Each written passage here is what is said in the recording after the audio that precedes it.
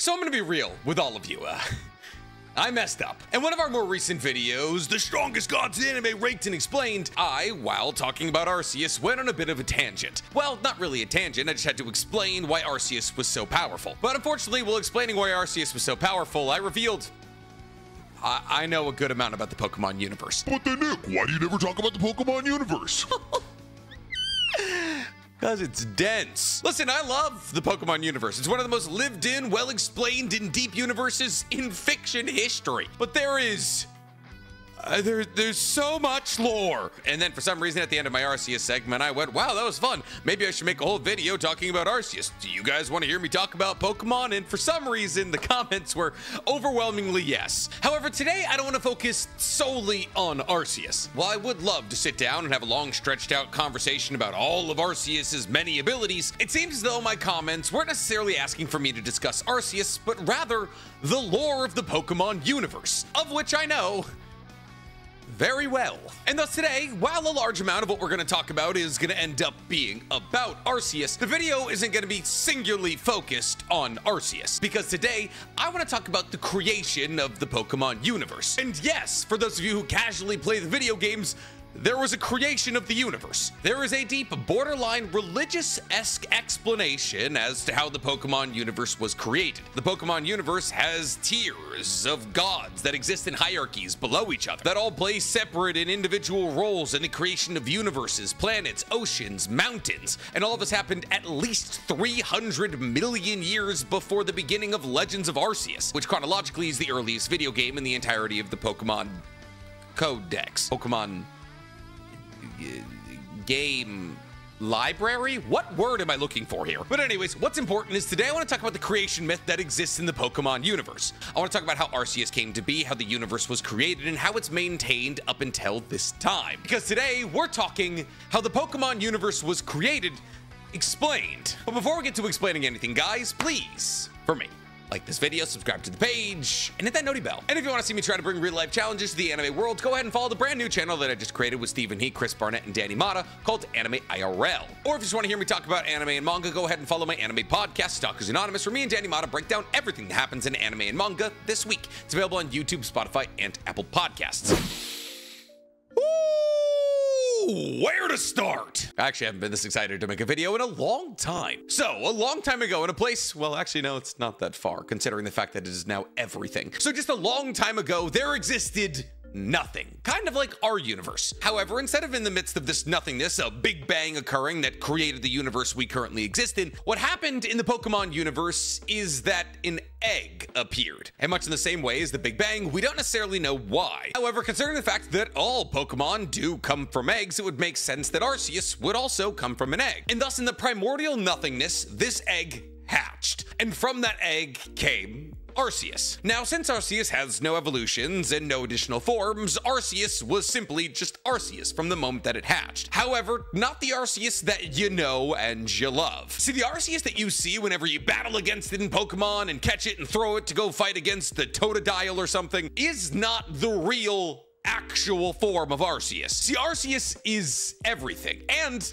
technically nothing. We'll elaborate on that later. See, because prior to Pokemon Legends Arceus, one of the more recent Pokemon games that is a prequel prior to the concept of Pokemon trainers and all that, and thus it exists thousands of years before Gen 4, which I believe is the earliest of the standard Gen Pokemon games. However, it's in this game, after completing a couple of things that we'll also talk about a little bit later, that we for the first time ever got to see the true form of Arceus, as we as the main character of Pokemon Legends Arceus were able to enter the realm of Arceus and see its true form, which is essentially just kind of a ball of light. And thus, anytime that we've ever seen Arceus, it's actually just this giant ball of light as an entity taking a small piece of itself and sending it from its own dimension to the dimension that the Sinnoh and all the other regions exist in, which means that Arceus has a dimensional travel ability. This makes sense, however, when you consider the fact that Arceus not only created everything, but is everything. all dimensions included. But how did Arceus make everything, you ask? And that's a great question. See, Arceus is the physical representation of something known as the heart, or the original spirit, which is why Arceus is known as the Original One. Now, Arceus as the Original One and the manifestation of the energy that makes up the entirety of the Pokemon universe happened to be hatched with 1,000 arms. And it was with the usage of these 1,000 arms and the fact that it was the only thing in the universe made out of a ball of energy that technically exists at the center of the universe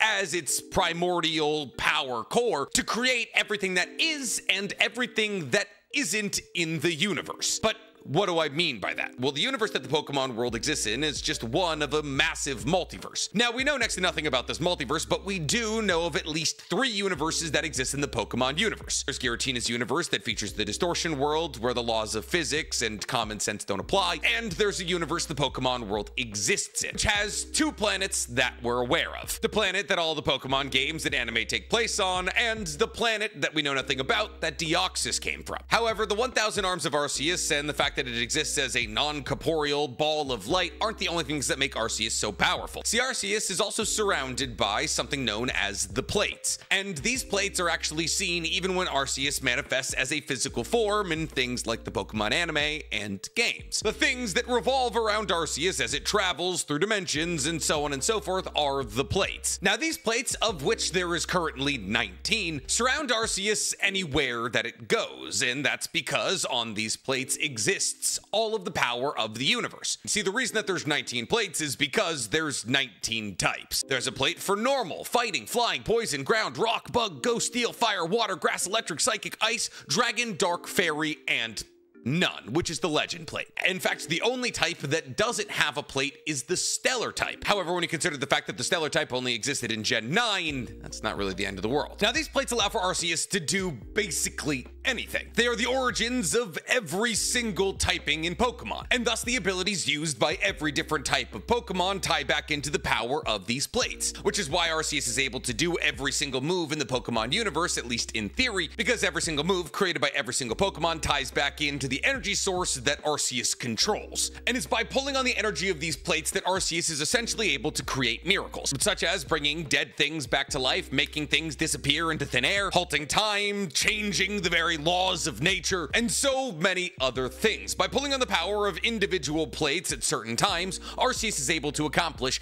basically anything. And thus, this is how Arceus created the universe. See, the first thing that Arceus did with its 1,000 hands and manifestation of the heart was to create the creation trio: Dialga, Palkia, and Giratina, the lords of time, space, and antimatter, in that order. Now, on top of creating the creation trio, Arceus also created dimensions for each of the creation trio to exist in. Now, these dimensions are simply just called Dialga's world, Palkia's world, and the Distortion world, which may make you think that they are planets that exist within the Pokemon universe's universe, but no, they're individual dimensions. Now, Dialga and Palkia's worlds are kind of chill. They're basically like all other universes except Dialga and Palkia are the only living entities there. However, the same cannot be said for Giratina. See, when Giratina was created, it was a bit rambunctious and destructive, and therefore Arceus banned Giratina after creating the creation trio to exist in the Distortion world. And Giratina kind of likes it there, or at least likes it enough that it's the only place that Giratina exists in its origin form. Now, the reason that the Distortion world is considered a punishment by Arceus is because the Distortion world doesn't obey the standard laws of physics. Up is down, left is right, you can walk and surf in all directions. The laws of nature simply do not exist. Now, the Distortion world also kind of includes the reverse world from Giratina and the Sky Warrior, but it's never been entirely nailed down how the two are related to each other. Now, a bunch of other movies introduce things like Dialga and Palkia's world crashing into each other, Arceus going into a deep slumber after giving Deimos the Jewel of Life, and it was Arceus' reawakening that led to Palkia and Dialga's world crashing into each other, and oh my god, I forgot about Ultra Space. But the important takeaway for the current moment is that Arceus creates everything, including dreams, which in the Pokemon universe actually just transport you to different dimensions, all of which, mind you, Arceus controls. Yes, it's got dream manipulation. But long story short, every single dimension that exists was created by the combination of the creation trio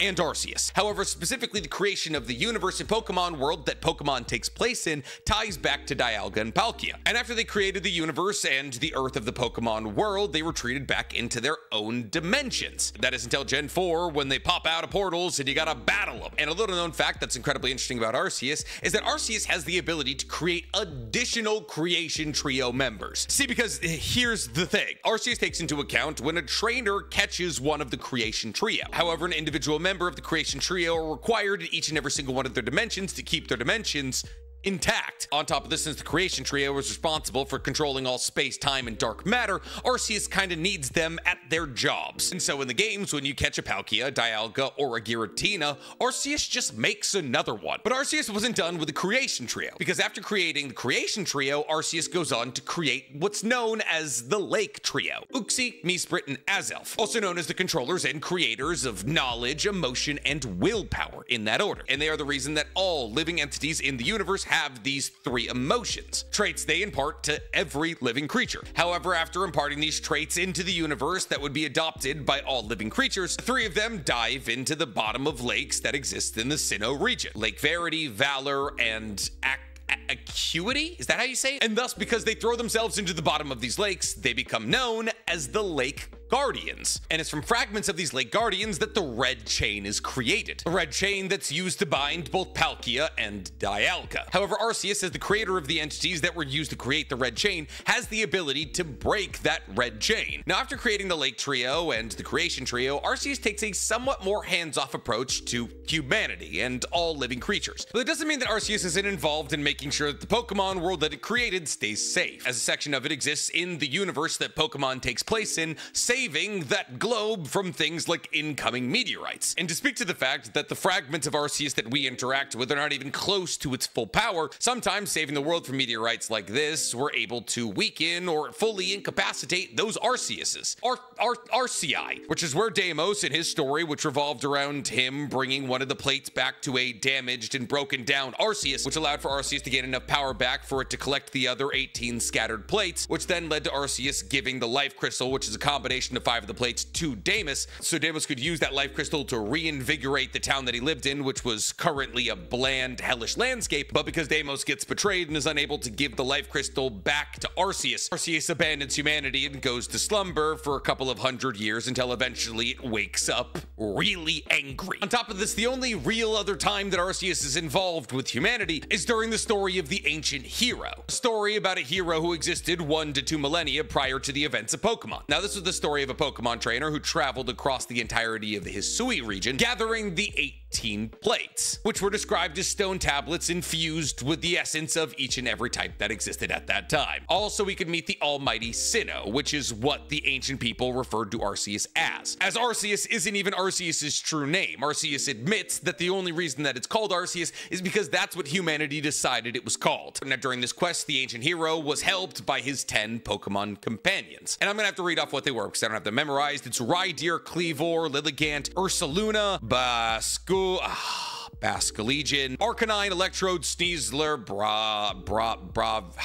I always struggle this one, Bravaria, and Avalugg. Listen, I'm a big Pokemon fan. Some of the names are non-intuitive. And on this journey, the ancient hero collects all 18 plates, and why wouldn't he? He gets 10 Pokemon. I only get 6. Dick. And with these 18 plates, they go to the top of Mount Coronet and summon the god of all Pokemon, Arceus. They then defeat Arceus in battle, which earns Arceus's respect. So Arceus decides to strike each and every single one of the Pokemon with the Bolt of Light, which makes them the first Ride and Noble Pokemon. And Noble Pokemon being a select group of Pokemon that are dedicated to protecting humans and Pokemon, specifically in the region of Hisui. But I am way off base here. I'm way too far in the future. But that does fortunately conclude basically everything you need to know about Arceus for today's video. Because like I said, after creating the Lake Trilogy, Arceus goes out and chills for a couple 100,000 million years. The next big thing that happens after the Creation Trio and the Lake Trio are created is that Primal Groudon and Kyogre are formed from the Primal Energy in the Hoenn region. Had to check my notes for that one. Genuinely forgot what region they started in. Now, after they were created by this Primal Energy, Primal Kyogre and Groudon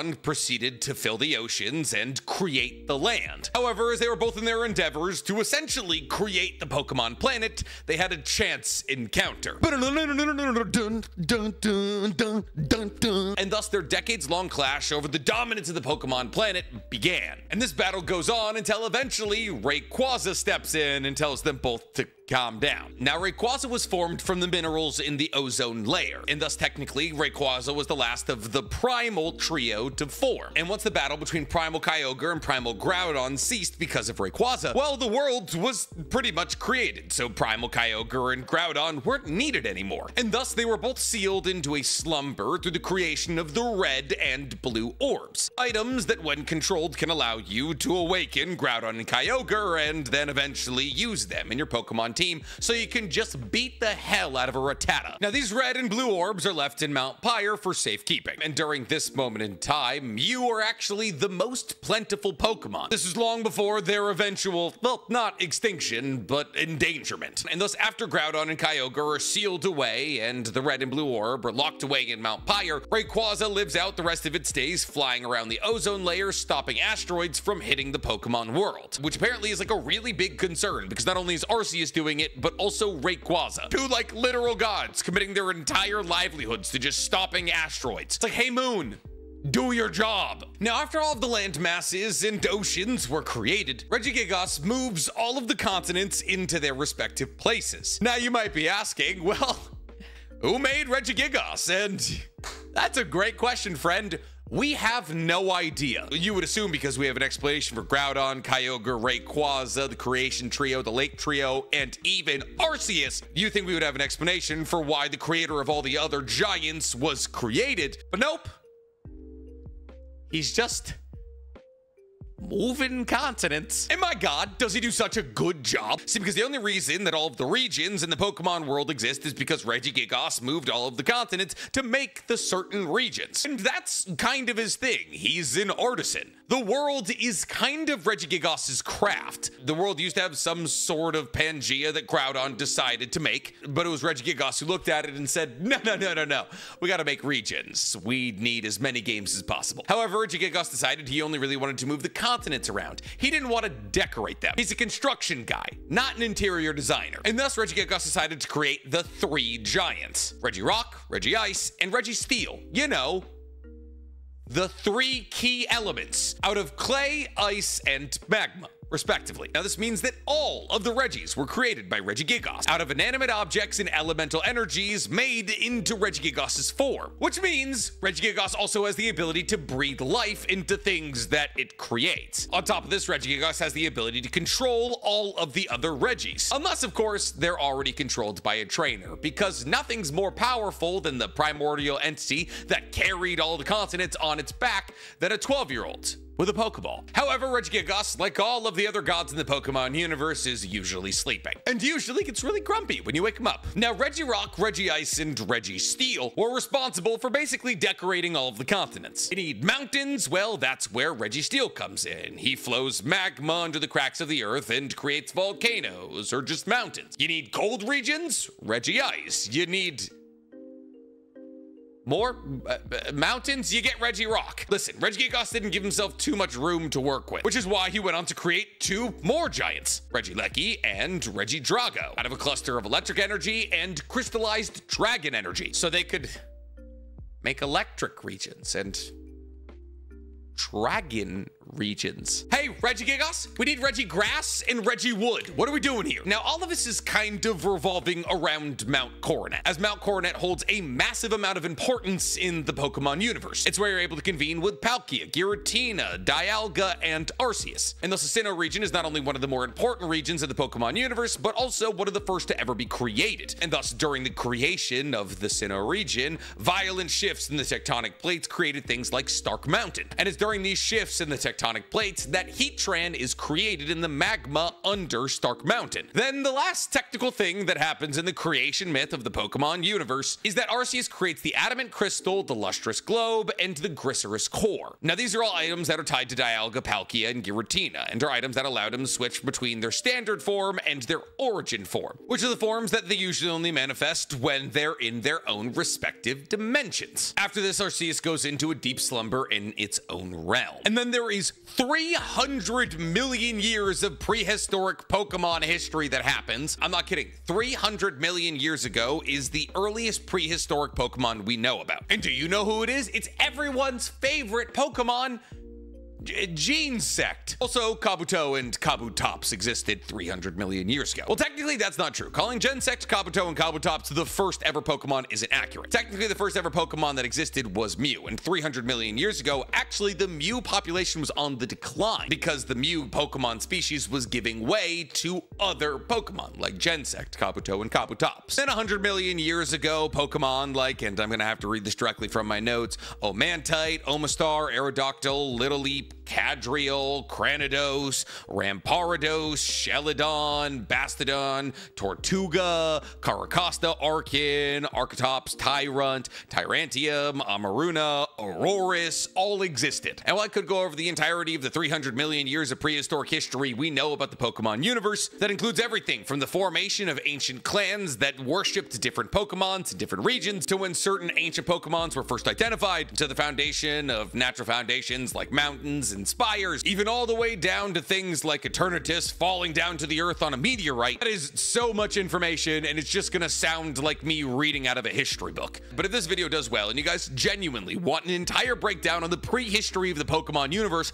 I'll do it. But I'm not insane enough to assume that people are more interested in the prehistory of the Pokemon universe than the actual creation myth. So if you guys want a breakdown on the 300 million years that exist between the earliest known entry of information we have in the Pokemon universe and Gen 1 or Gen 4, I cannot remember which is first chronologically, tell me in the comments below. And while you guys are down there, please, for me, like this video, subscribe to the page, and hit that noti bell.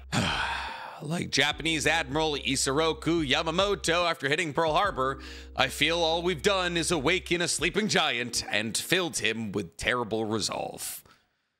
I'm gonna become a Pokatuber, aren't I?